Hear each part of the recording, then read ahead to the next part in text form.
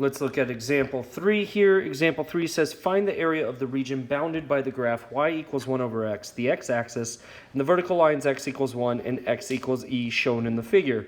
So we want to find this shaded red region. The way that we do this is by setting up the definite integral. We want to go from x equals 1 to e of the function, which was 1 over x, with respect to x. So that's what the area would be, the same thing as the definite integral. Well, when we do the definite integral of 1 over x, if you remember, that was the natural log of the absolute value of x plus c. But again, because this is a definite integral, we don't need that plus c, but we still need to write that we're evaluating this from 1 to e. Technically, we don't even need the absolute value here. The reason why we don't need it is because e is positive and 1 is positive, so we've already met those conditions that we're plugging in positive numbers. So what would this be equal to? Well, it would be the natural log of e, the top value, minus the natural log of 1, the bottom value. If you put the natural log of e into your calculator, remember, that's just the value of 1. And if you put the natural log of 1 into your calculator, remember, that is the value of 0. So we have 1 minus 0, which is 1. The area beneath the curve would be 1. All right, so one of the things that's really important is finding average values, okay? We've seen average values numerous times this semester. Well, how do you find an average value of a function? Really kind of a cool concept. What you're going to do is essentially find the area of the function, add up all the x values, and quote-unquote divide them by however many there are. So the integral you could think of as adding all the function values together, right? And then this 1 over b minus a, this is the distance you traveled in x. So this would be adding up all the y values, dividing it by the x values. So really kind of a cool concept here of how to find the average value of a function. This is absolutely something that you want to memorize, because this will be a question on your test, guaranteed. Find the average value.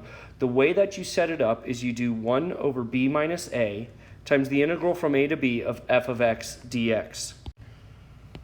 Okay, so let's look at example 4 here. This would be like the question on the test. It says find the average value of the function f of x equals 3x squared minus 2x on the integral from 1 to 4. So what do we know we have to do? We have to do 1 over b minus a, 1 over b minus a, so that would be 4 minus 1 in this case, times the integral from 1 to 4 of the function, which is 3x squared minus 2x with respect to x. So that's the first thing out the gate, is you need to know how to set it up. If you don't know how to set it up, you're done for, okay? So make sure you know how to do this. So let's see what this would be. This would be 1/3 the integral from 1 to 4 of 3x squared minus 2x, again with respect to x. So what do? Let's integrate it. Keep the 1/3 out in front. The integral of 3x squared would be 3x cubed over 3, minus 2 times the integral of x, which would be x squared over 2. Again, this would be plus c, but because it's a definite integral, we don't have to write that. So this is from 1 to 4. Let's see what happens. It looks like the 3's are simplifying, the 2's are simplifying. So it looks like we have 1/3 times the integral of x cubed minus x squared. This is evaluated from 1 to 4. Sure, we could pull out an x squared if we wanted, but there's really no point in any of this. So what would we do? We'd have 1/3 times, well, we would plug in 4. And if we plugged in 4, we would have 4 cubed minus 4 squared.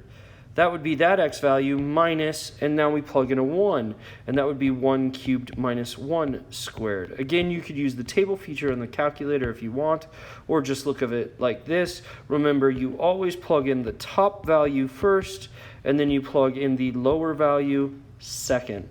I will tell you one thing that I've seen numerous times on the test. When you have something like this, do you see how it's two things? It's like x cubed minus x squared.